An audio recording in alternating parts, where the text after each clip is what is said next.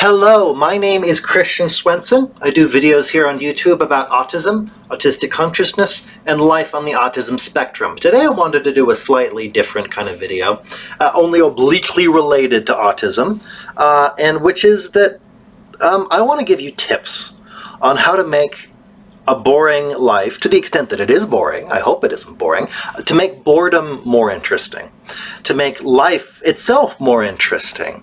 Because life is interesting. Life is the most interesting thing in the world, but we often pass over it. I think this is more of a problem for NTs than us, by the way. I just wanted to give you just a few different ways that you can find the extraordinary in the ordinary. Find the paranormal in the normal. Find the supernatural in the natural. No woo-woo here, just extraordinary things. Here's the first one. Look for colors. Every day, maybe just pick a color and see if you can find it. Find the weirdest places you can find it. Like, look for purple. Purple's a great one. My wife and I have been to the doctors a lot lately. The emergency room, actually, we went 3 times earlier today. It wasn't me, it was her. The best game in the world is to look for purple.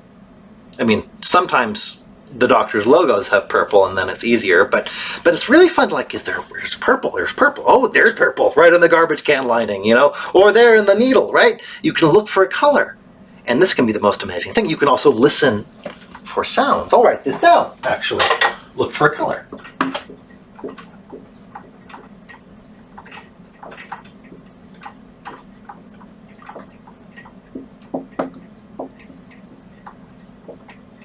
I'm going to run out of space at this rate.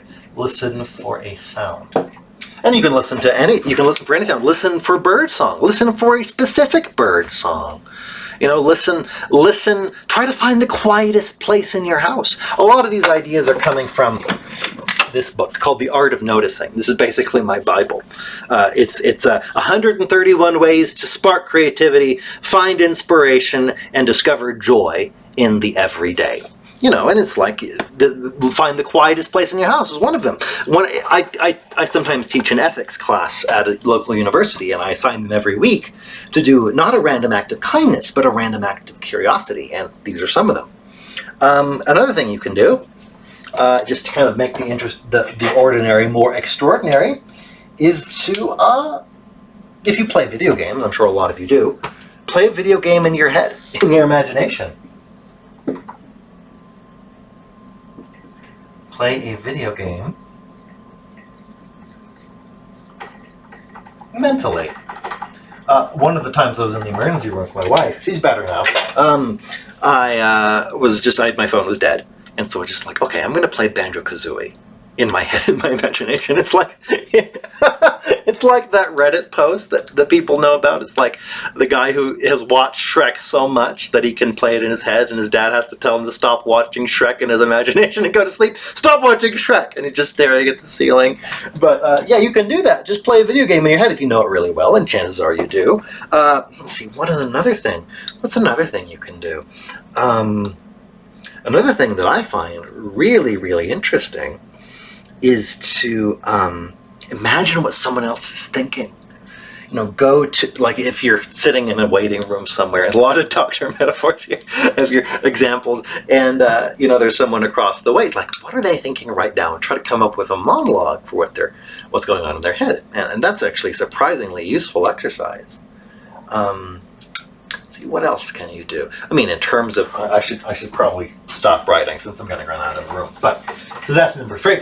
Number 4 is, you know, one of the things I do is I have a super long playlist on YouTube of video game, I've mentioned this before, video game Let's Plays without commentary. And I just have it constantly playing with the sound off over there on a monitor.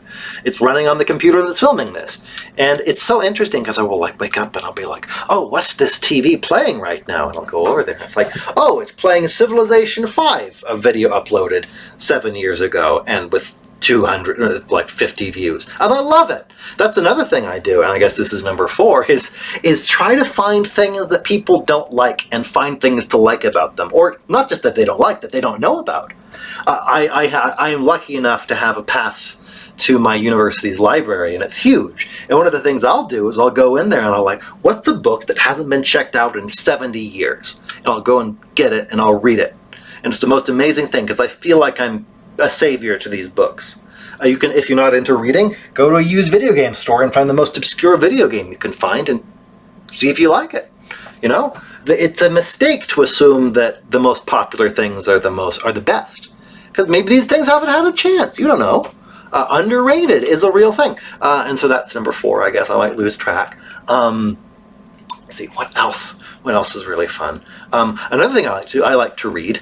And so over my house, I just have various spots where I will like put books. You know, I'll put The Hobbit in the bathroom. I read The Hobbit and I'm halfway through The Lord of the Rings, and only when I relieve myself do I read it. It's taken almost a year.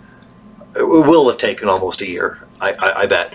You know, but you just have like a book in the living room, a book by the bed. You know, it's like, oh, I'm in the bed. I'm gonna read this book, and you do, and you see how far you get. And it's just fun. It's entertaining.